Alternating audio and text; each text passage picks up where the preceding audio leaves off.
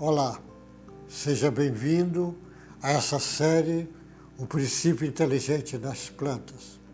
Eu estou falando esses dias das leis divinas e naturais. Por ser leis naturais, ela está para todos os seres viventes, para o homem, o animal, a planta e as bactérias e assim por diante. É uma lei que existe nesse planeta e em todos os planetas do universo. Só adaptação de acordo com a evolução do grupo que mora naquele planeta.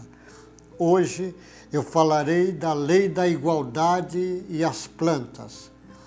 Lei de igualdade que é uma lei divina. Essa lei eu peguei do livro do Allan Kardec, Livro dos Espíritos, porque ele abre um leque de entendimento do princípio inteligente. Tem bases. Tem coisas dele que a sociedade vai precisar entender, e o mundo de ciência sobretudo. Então, as leis divinas vai apenas casar com a compreensão da bioquímica, da física, da biologia, da fisiologia, da genética, o corpo espiritual das plantas, o modelo organizador biológico das plantas, o princípio inteligente. Há uma conexão, tem que olhar a planta num olhar integral. Parar de olhar ela dividida como estão sendo vista e olhar integral, olhar a planta socialmente, fisicamente, psicologicamente e espiritualmente. Porque a planta também tem psiquismo, tem princípio inteligente, tem essa parte energética dela, tem a parte social e a parte biológica. Tem que olhar integralmente. Hoje é lei da igualdade nas plantas. Na pergunta 803 do Livro dos Espíritos, Allan Kardec perguntou: todos os homens são iguais perante a Deus? É os homens, os animais, as plantas, tudo igual. Sim, resposta, todos tendem para o mesmo fim e Deus fez suas leis para todos. Frequentemente dizeis: o sol brilha para todos, e com isso anunciais uma verdade maior e mais geral do que pensais. O sol brilha para todos, brilha para o homem, para o animal, para a planta e assim por diante. É só ver a influência que exerce em todos. Pergunta 804. Por que Deus não concedeu as mesmas aptidões a todos os homens? Resposta: Deus criou iguais todos os espíritos, todos os espíritos. Inclusive o da planta é igual, foi criado igual. Cada um deles, porém, viveu mais ou menos tempo e, por conseguinte, obteve maior ou menor soma de aquisições. A diferença entre eles está na diversidade alcançada pela experiência e continua. Então, essa experiência que faz diferente. Você imagine o princípio inteligente estagiando ali na matéria, treinando as afinidades, as formas geométricas. Mas ele avança quando mergulha na química orgânica. Ele faz um mergulho maior quando é um ser vivente, como uma bactéria, um fungo, um vírus, ele está pegando experiências. Mas quando chega na planta, novas experiências. Mas ela tem armazenada dentro dela todo o potencial que no futuro vai desaguar grandes avanços. Pergunta 805. Passando de um mundo superior para um mundo inferior, o espírito conserva integralmente as faculdades adquiridas? Ou seja, se o espírito se sai de um planeta para outro, consegue? Resposta: sim, já o dissemos, o espírito progrediu, nunca retrocede, e etc, que ele vai dizendo. Ou seja, planta é planta em qualquer lugar do universo. Ela é planta. Ela tem uma evolução de planta. Se ela vier para aqui ou para outro planeta, ela continua planta. E o conhecimento que ela adquiriu as informações, experiências, é dela, é conquista dela. Porque essas informações estão ficando armazenadas no seu corpo espiritual, no seu perispírito. Eu falei dessa parte e vou falar depois. Foi armazenada lá. Então ela tem evoluído, faz parte da caminhada, nunca regride, sempre está avançando.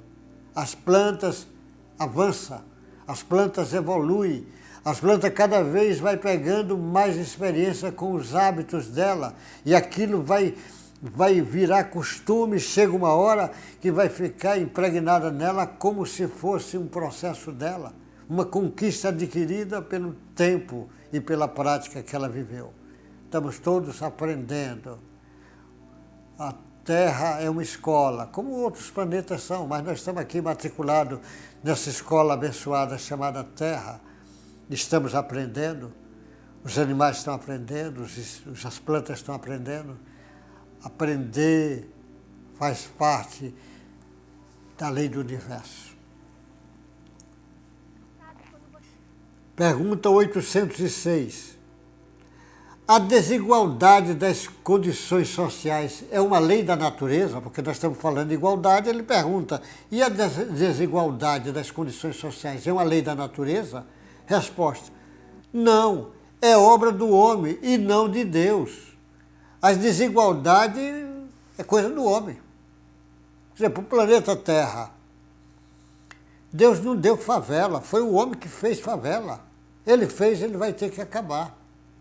Deus deu um planeta fantástico para o homem. O homem é que tem causado alguns transtornos e ele vai ter que resolver. As maldades é coisa do homem. O homem é que está. Ele entregou uma floresta belíssima e o homem destrói. Ele destrói, vai sentir falta depois, como tem sentido falta.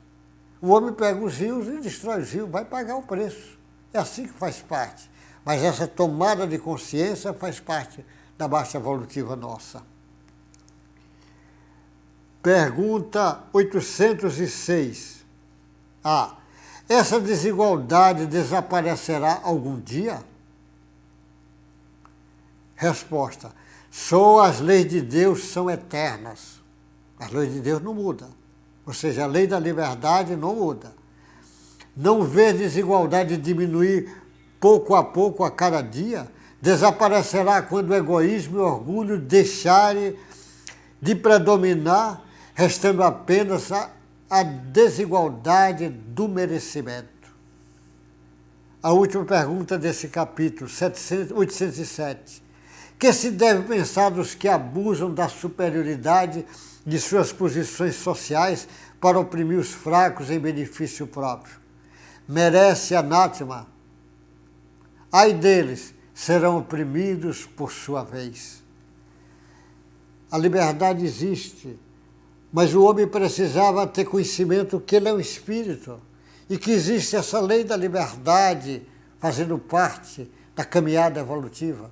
Mas a lei da liberdade não é só para ele, é para ele respeitar sobretudo os inferiores. O homem tem abusado muito dos inferiores. Abusa até do homem, imagina, dos animais, das plantas. Mas a proporção que for evoluindo, ele vai ter um olhar diferente. Ele vai proteger os animais, ele vai proteger as plantas. Não que plantas deixem de ser planta, continua planta. Mas aí o homem olhará as plantas como parceira. Então a lei da igualdade não é dizendo que o homem é superior. A superioridade do homem está na capacidade intelectual e moral em relação às plantas. Mas a capacidade intelectual e moral dá para ele mais obrigações em relação às plantas. As plantas não têm essa superioridade moral que o homem tem, porque ela ainda não chegou no estágio de trabalhar a consciência, nem o livre-arbítrio. Mas ela, naturalmente, ela coopera com as outras, com as terras, com os animais e com os homens. Os homens precisam lembrar disto. Olha, as plantas estão na nossa vida do nascimento à morte, do berço ao caixão do defunto. Ela está Ela nos alimenta, nós alimentamos dela ou de animais que se alimentou delas. Ela dá o oxigênio que nós respiramos e absorve o gás carbônico. Ela dá remédios homeopáticos, alopáticos, fitoterápicos, florais, ela dá remédios. Ela dá produtos de beleza, cosméticos. Ela fornece as energias que nós precisamos, até energia, mudança como o petróleo, vem das plantas. O gás vem das plantas, o carvão vem das plantas. E o homem não pode viver sem plantas, mas as plantas podem viver sem o homem. Se o homem precisa das plantas, o homem tem que defender as plantas. Como o homem tem que defender os rios, porque ele precisa dos rios. O homem tem que defender o ar que ele respira, parar de poluir o ar, parar de jogar tanto veneno nas plantas que não há necessidade e depois volta para ele mesmo. Fique com essa série Princípio Inteligente nas Plantas. Até o próximo encontro nosso.